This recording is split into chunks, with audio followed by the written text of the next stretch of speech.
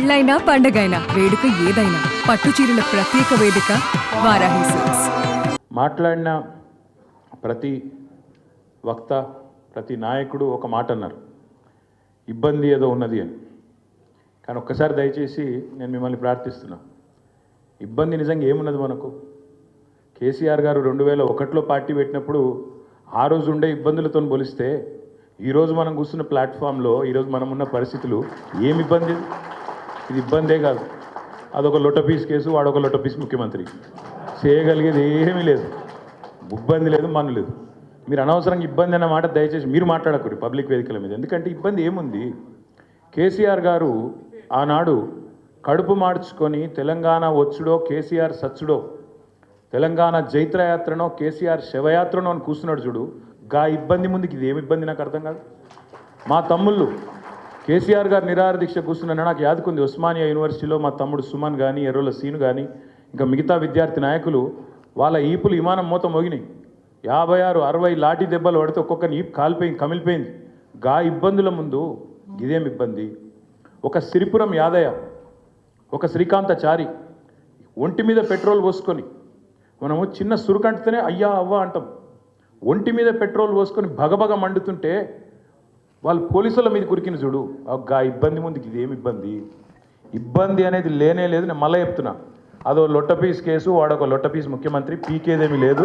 కాబట్టి మీరెవరు ఆ మాట మాట్లాడవచ్చు. ఇంకొక మాట కూడా నేను చెప్తా ఉన్నా, ఇబ్బంది అంటే కేసీఆర్ గారు పార్టీ పెట్టినాడు అగమ్య గోచరం. తెలంగాణ వస్తుందో రాదో తెలియదు. మజిల్ పవర్ లేదు, మనీ పవర్ లేదు, మీడియా పవర్ లేదు, తెలంగాణ సమాజం ఒక్కటిగా లేదు. అట్లాంటి పరిస్థితుల్లో, అగమ్య గోచరమైన పరిస్థితుల్లో ప్రజల కోసం, తెలంగాణ రాష్ట్రం కోసం తన జీవితాన్ని అంకితం చేసి ఆఖరికి సావు నోట్లో తలబెట్టి తెలంగాణ తెచ్చిన నాయకుడు కేసీఆర్.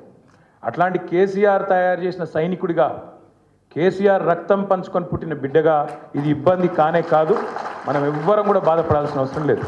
మళ్ళా ఇవాళ అన్నీ ఉండగానట మీదికెళ్ళి ఒక్క అమలు చేసింది లేదు ఒక్క హామీ. ఇప్పుడు హరీష్ రావు గారు ఒక మంచి మాట చెప్పినారు, అప్పులు అప్పులు అప్పులు అని తప్పుడు కూతలు కూర్చుండు. ఒక గది చెప్దాం, అప్పులు అప్పుల పేరిట చేసిన తప్పుడు ప్రచారం ఆనాడు మేడిగడ్డకు పర్రే పడ్డది అన్నాడు. మేడిగడ్డకు పర్రే, నేను మొన్న చెప్పినా మళ్ళీ చెప్తున్నా, మేడిగడ్డ ఈరోజు ఒక పెద్ద భూకంపం వస్తే కూడా తట్టుకొని బ్రహ్మాండంగా నిలబడ్డది. 28 లక్షల క్యూసెక్కుల వరద వస్తే కూడా తట్టుకొని నిలబడ్డది. ఇవాళ పడ్డది పర్రె మేడిగడ్డకు కాదు, నీ పుర్రెకు పడ్డది. నీకు బుద్ధి లేదు, నీకు ప్రభుత్వం నడుపుడు చేతనైతే లేదు, దాన్ని రిపేర్ చేసి యాసంగికి నీళ్ళు ఇచ్చే తెలివి లేదు. దాని మీద మాట్లాడదాం. యాసంగి పంటకు రైతులకు చివరికి అటు కిందికి కోదాడకు, సూర్యాపేటకు, తుంగతుర్తికి, మా డోర్నకల్కు అక్కడికి నీళ్ళు వస్తలేవన్న మాట గది మాట్లాడదాం. అంతేగాని ఈ కేసు, దీని గురించి ఏందో ఆందోళన, దీని గురించి ఇబ్బంది ఏమీ లేదు. బ్రహ్మాండంగా కొట్లాడదాం, సుప్రీంకోర్టుకు పోదాం, ఇంకో కోర్టుకు పోదాం. మనం తప్పు చేయలేదు.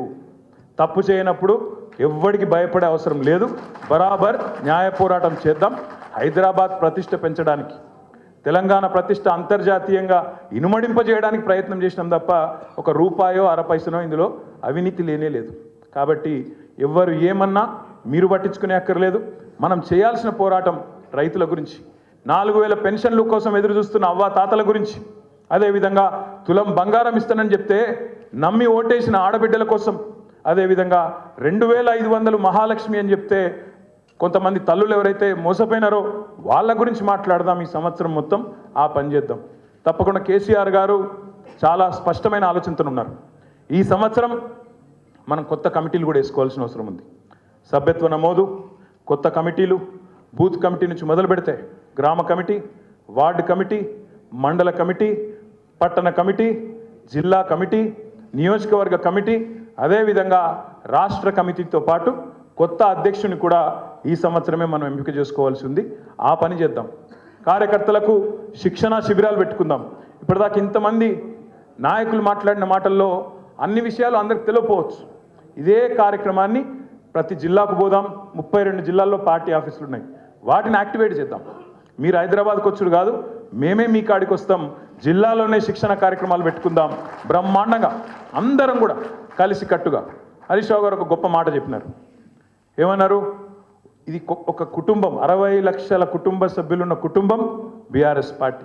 కాబట్టి ఒకరికి కష్టం వచ్చినా అందరం కూడా ఒక కాకికి కష్టం వస్తే 10 కాకులు ఎట్లొచ్చైతే వాళ్తాయో అట్లే 60 లక్షల మంది కుటుంబ సభ్యులున్న ఈ పార్టీని ఒకరికొకరం అండగా ఉంటూ కాపాడుకుందాం. తెలంగాణ ప్రయోజనాల కోసం, మన కోసం కాదు, తెలంగాణ బాగుండాలని కోరుకునే పార్టీ, తెలంగాణ కోసమే పుట్టిన పార్టీ, తెలంగాణ ప్రయోజనాలే పరమావిధిగా పనిచేసే పార్టీ. ఇవాళ ఉన్న ముఖ్యమంత్రి గారికి తెలంగాణలో ఇబ్బంది అనిపిస్తుందట. ఆయనకు ఉమ్మడి రాష్ట్రంలోనే బాగుండే తెలంగాణలో బాగలేదు అని ముఖ్యమంత్రికి అనిపిస్తుందట. ఇది మన కర్మ. అందుకే తప్పకుండా 100కు 100% పూర్తి స్థాయిలో సబితా ఇంద్రారెడ్డి గారు చెప్పినట్టు ఒక్కొక్కరం ఒక కేసీఆర్ లాగా కొట్లాడదాం, గ్రామ గ్రామాన కథానాయకులను సృష్టిద్దాం. అద్భుతంగా ఈ సంవత్సరం పోరాట నామ సంవత్సరంగా ముందుకు పోదామని చెప్పి తెలియజేసుకుంటూ మళ్ళొక్కసారి మీ అందరికీ హృదయపూర్వకంగా ధన్యవాదాలు, నమస్కారాలు. జై తెలంగాణ, జై కేసీఆర్. సుమన్ టీవీలో మీ పర్సనల్ అండ్ బిజినెస్ ప్రమోషన్స్ కోసం కింది నెంబర్కి కాంటాక్ట్ చేయండి.